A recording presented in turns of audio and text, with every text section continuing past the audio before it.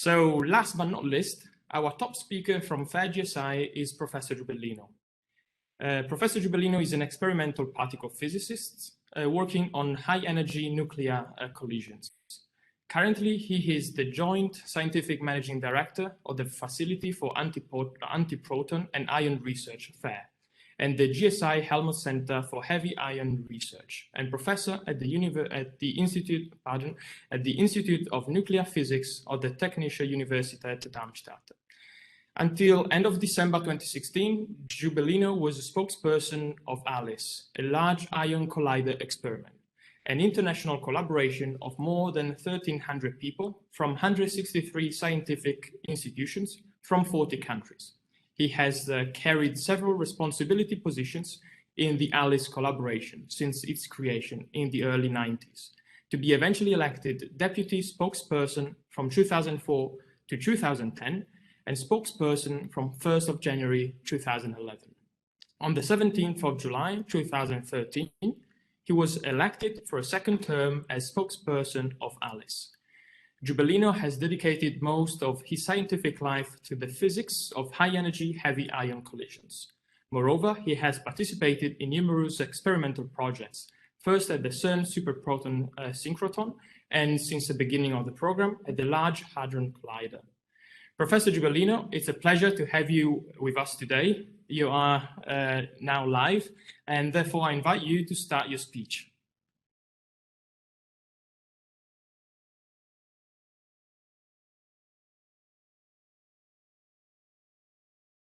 So it seems we can't hear him, and now we can. Okay, perfect. Hopefully we are fine, and this will be a more traditional type of presentation. And it's a great pleasure to follow our colleagues from NET and ESA, with which we collaborate, of course. As you know, this is not changing slides. This is interesting. Okay, finally it is now changing slides. So this is what we are building. What you see in the back is the current existing Helmut Center, which is a German laboratory, which is GSI or GSI. And in the front, you see the construction site of the FAIR facility. That, as you can see, it's way bigger, and it's actually one of the largest scientific infrastructures under construction in Europe, or actually worldwide at the moment. Just to give you a couple of numbers, while hopefully we will get the next slide, which is not coming again. Interesting. This is, maybe I should get out of, are you hearing? And so let's go like this, because this is actually probably easier. It's bad, but at least it might move. So GSI is at this point a more than 50-year-old facility. It was founded in 1969, and it's a largely federally funded institution, but also with considerable local state funds. We are 1,500 people roughly, and it is an historic center. You heard before mentioning the fact that the city of Darmstadt prides itself on being the German science city, and you can see here that there is even an element, a chemical element, which is the Darmstadtium, and that is, and the reason there is such an element is because it was discovered that GSI, together with other 5 of the elements in the periodic table. So this is a concrete sign that this is indeed a science city. It even has an element after it. And the future facility, which is founded in 2010, so it's a much more recent endeavor, is actually a facility which is not anymore German, but it's a worldwide enterprise with a group of shareholder countries, which already includes also some non-European ones, India, Russia, and also then a much wider audience of participants to experimental programs, which actually come from all over the world, from 50 different countries. Why are we doing this? This is a basic research center trying to address fundamental questions in our understanding of the universe. In particular, this is also something that brings us together with ESA. We are trying, they send satellites and instruments to study the universe in space. We reproduce in the laboratory the conditions of the events which define the way the universe looks now. For example, where and how are the elements created, in particular the heavy elements, but for example also the elements of that are in the building blocks of life. Experiments measure how and when in the stellar evolution carbon and oxygen are produced.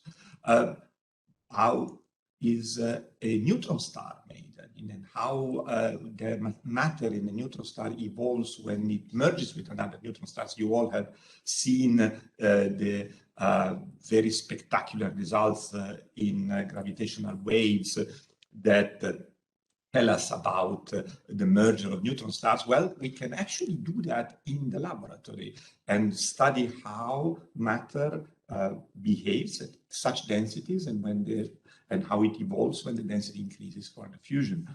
But also, how does matter behave at very high pressures inside the planets? And how the complex molecules are created from irradiation in space of other molecules, and you can create amino acids in crystals of the interstellar dust. And last but not least, what happens to humans and materials, in fact, when you have long trips in space, in particular, like the program towards Mars.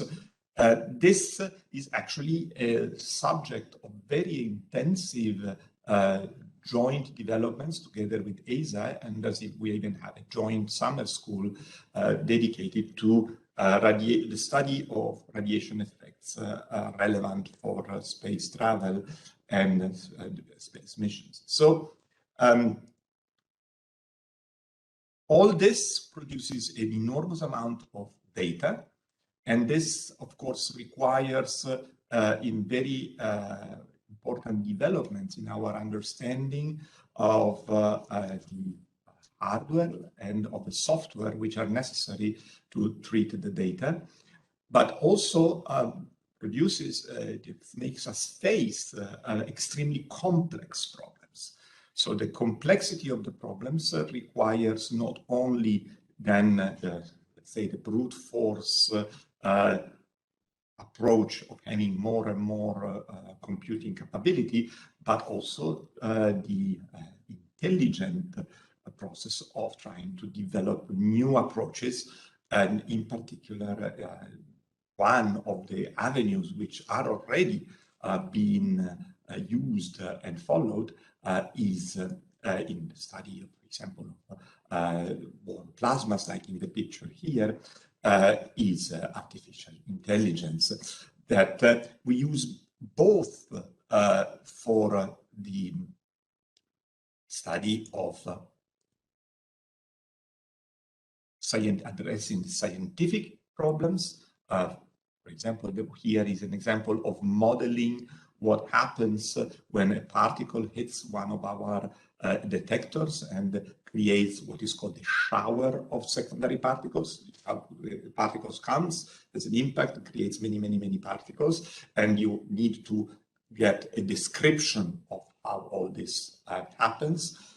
And so this is a typical modeling problem, but also in the handling of a very complex system of accelerators, which means thousands and thousands of parameters of our superconducting magnets, of our radio frequencies, of our systems of monitoring. There are thousands of parameters which need a multi-dimensional adjustment that in the old days, when things were relatively small, was based on the processing power of smart operators, experienced operators that would know how to tune the many parameters, a bit like a Formula One car, which you have to optimize for racing.